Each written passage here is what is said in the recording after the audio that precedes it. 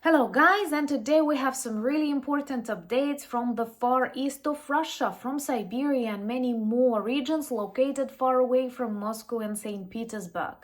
One of the greatest mistakes that many people from different corners of the world still make, they equate the Russian Federation with Moscow and St. Petersburg, which live a very different life than the Russian population in distant republics and regions of this largest country in the world. And these republics, these nations, are very far away from the Kremlin, not just geographically, but very often ideologically. That's why they protest against a lot of failures of the Kremlin regime and the so-called innovations. For example, a new law that was introduced to take away any influence from rural administrations and give them to regional and thus directly to the Kremlin. The far east of Russia is a rural area, an extremely large area, bigger than many of the EU countries, and protests starting growing in Altai, in the Republic of Sakha. They don't like this change, and perhaps they don't like the general atmosphere inside the Russian Federation, because most people conscripted to the Russian war criminal army are not from Moscow or St. Petersburg.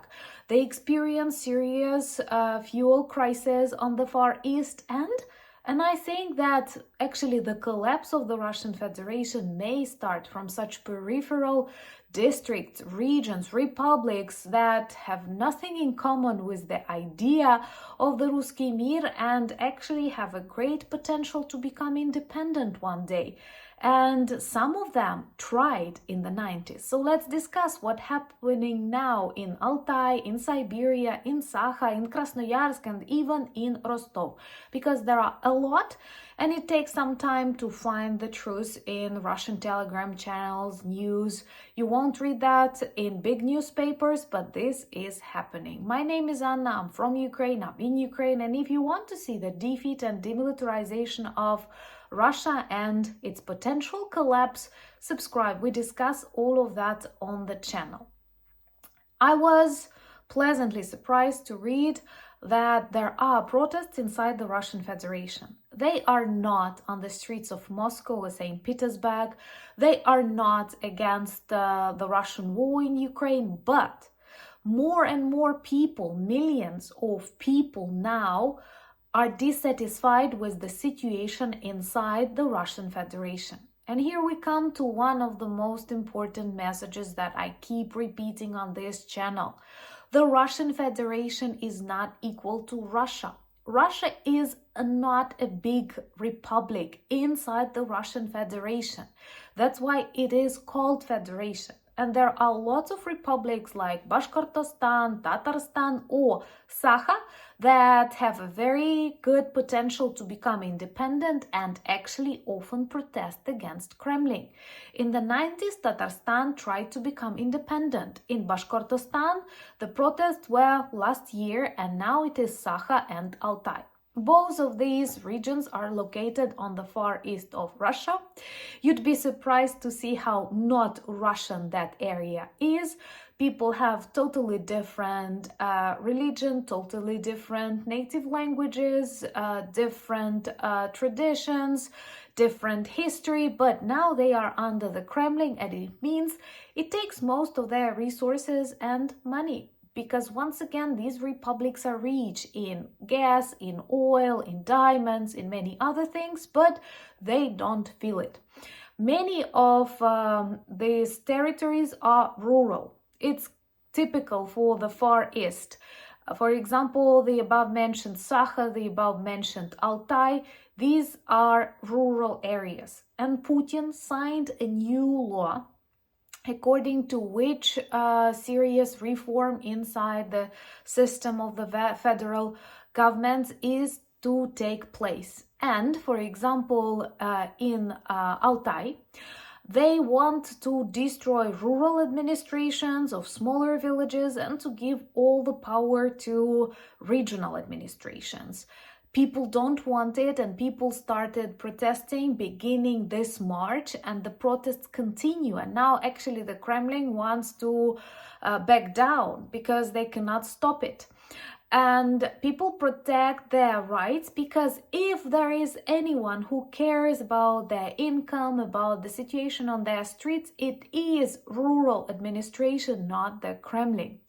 And I don't know if you easily recognize Russian names by the way I pronounce them, but you know Vladimir Putin, I don't know, Dmitry Medvedev, and the leader of those protests in Altai Krai is Aruna Arna.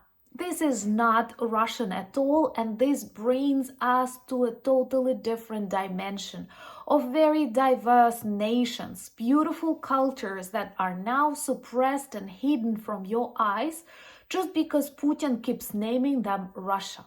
No, that is now a part of the Russian Federation, but the culture of Altai Krai is very different. Subscribe to witness the collapse of the Kremlin regime. Please share these videos to spread the truth, and do push the bell notification to receive updates on the channel. This means a lot to me and all of us in Ukraine.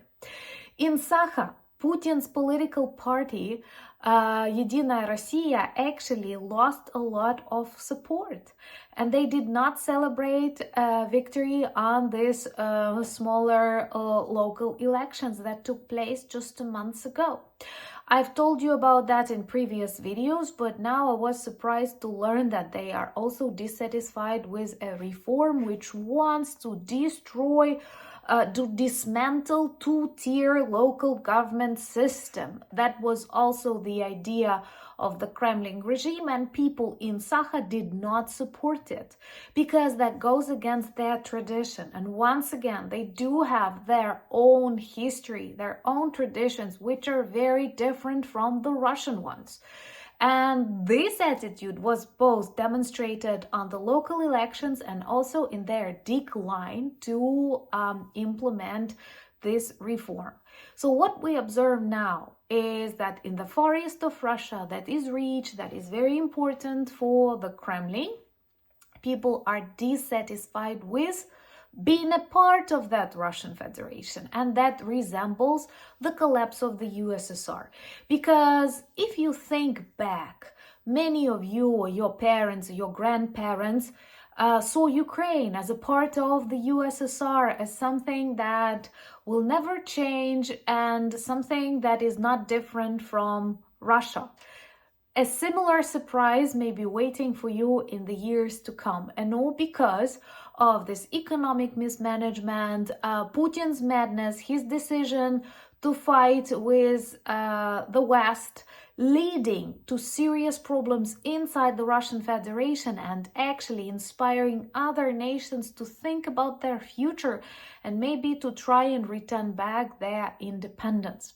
And similar processes are taking place in Siberia, which is also rural. And also interesting processes take place in Krasnoyarsk. There, the Kremlin is trying to arrest journalists that cooperated with the Radio Free Europe. I'm personally a huge fan of the Radio Free Europe and the tradition. They began in times of the Cold War, and you see that there are people inside the Russian Federation willing to spread the truth, but they do have serious obstacles. And Rostov, a region located close to Ukraine, now a war zone, experiences serious problems with the harvest. We are not to blame, and actually they describe it as a federal level agricultural emergency. Yes, I have it put down in my notebook, and you know I'm a huge fan of small notebooks. So in Rostov, they declared this federal level of emergency because of serious droughts led to problems with harvest. Typically, they supply all the Russian Federation with grain, but not this year. And this is due to natural climate situation, but Previously, the Kremlin had money to subsidize them, to back them up with something, to try and help them solve the existing problems, and now they have nothing in their budget.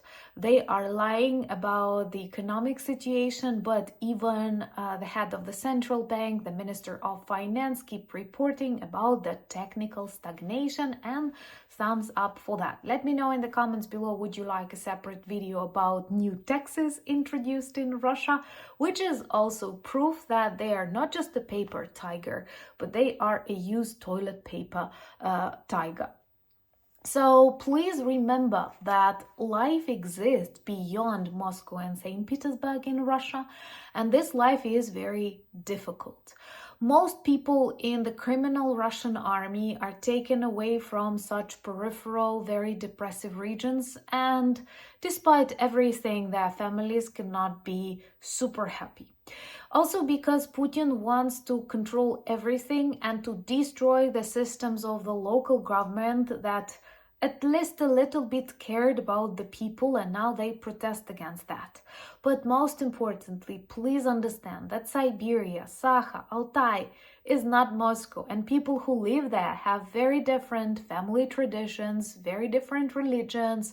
Some are Buddhists, some are Muslims, some practice their local religion. So it's not all classical Ruski Mir as Putin and his KGB Kirill want to make you think.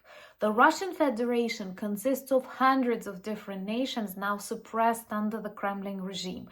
They get nothing from Kremlin, but they give them a lot and thus fuel that already collapsing Russian war machine.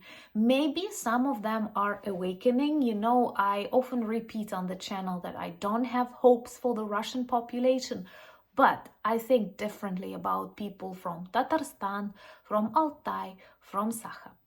Let me know, what do you think about that? Can we witness the dissolution of the Russian Federation sometime really soon? And those of you who remember the times of the Cold War, the collapse of the USSR, do you notice anything in common?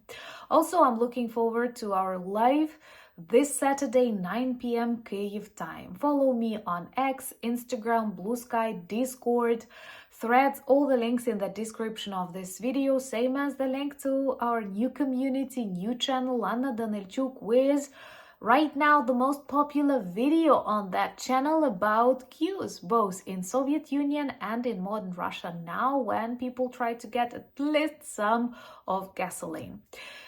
Check our merch shop, lots of good items that work well as reminders and conversation starters about Ukraine. Remember to support our running NEFO campaign, and thank you so much for buying me coffees, becoming my patrons and sponsors of the channel, but most importantly, thank you for standing with Ukraine. Much love from Kyiv. Slava Ukraini!